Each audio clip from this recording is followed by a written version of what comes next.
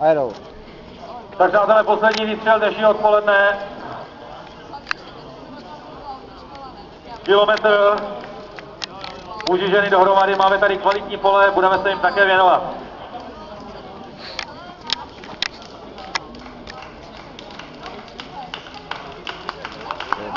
Pojď! Jedem! Kvalitní pole v závodě na 1000 metrů mužů a žen.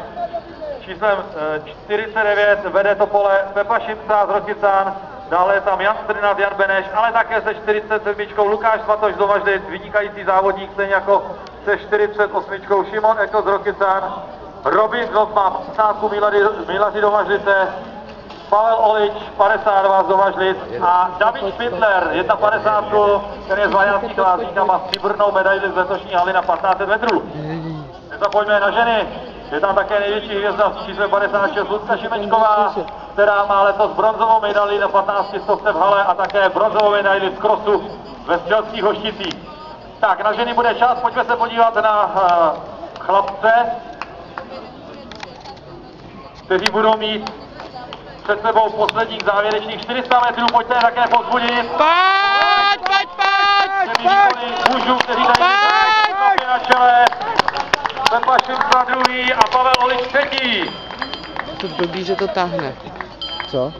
Že to tahne celý. Tak se omlouvám, vede David Špindler s číslem 51 z Mariánských Lázní.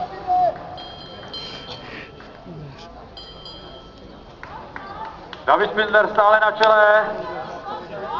250 metrů do cíle, je tam trojička. A jsme zvědaví,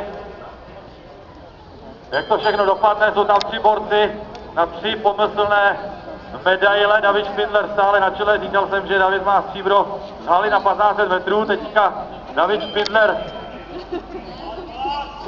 utíká ve dvojici a uvidíme. David Špindler na čele, na druhém místě s číslem 49 Josef Šimca a Pavel Olič. David Špindler na čele a Pepa Šimca druhý a Pavel Olič dobíhá na 3. místě s číslem 48 čtvrtý Šimon Ekl, s číslem 47 další v pořadí Lukáš Svatoš. A na cílové rovince nám běží také vítězka v kategorii žen, 2krát bronzová letos haly, letos z krosu, Lucka Šimečková, Sokol Plzeň, jinak závodnice ze Sušice. 45 nám dobíhá také Jan Strnad, Mílaři Domažlice,